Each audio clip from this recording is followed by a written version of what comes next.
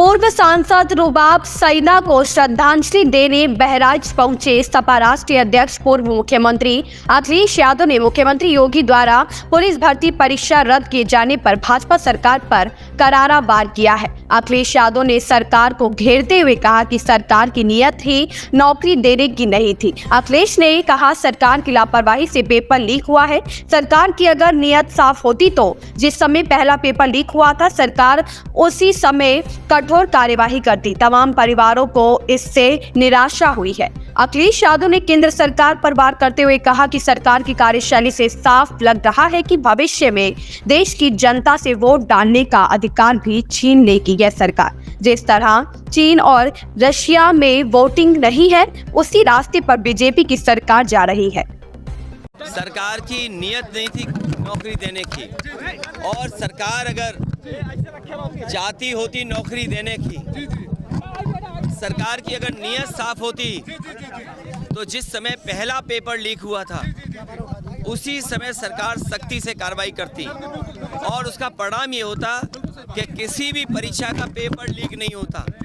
और आज केवल पुलिस भर्ती के पेपर लीक के आरोप नहीं हैं, बल्कि ARO की जो भर्ती हुई उसमें भी बड़े पैमाने पे छात्र नौजवान धरना दे करके बैठे हैं लोक सेवा आयोग के सामने। वो अपना पर्चा कैंसिल कराना चाहते हैं, री एग्जाम कराना चाहते हैं। आप सोचिए, सरकार जो दावा कर रही थी कि परीक्षा बिल्कुल सुरक्षित होगी, ये देखिए सुरक्षा का पोल खुल गया और सरकार अपनी खुद स्वीकार कर रही है कि उनकी नाकामी की वजह से पेपर लीक हुआ है। इनकी नीयत साफ नहीं रही, जिसका परिणाम यह है कि नौजवानों के भविष्य और नौजवानों के सपनों के साथ ये सरकार खिलवाड़ कर रही है।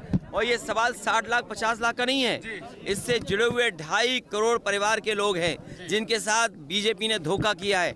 आने वाले समय में यही परिवार भारतीय जनता पार्टी को उखाड़ फेंकने का काम करेंगे। प्रधानमंत्री ने आपके और कांग्रेस के गठबंधन को छछूंदर बताया है।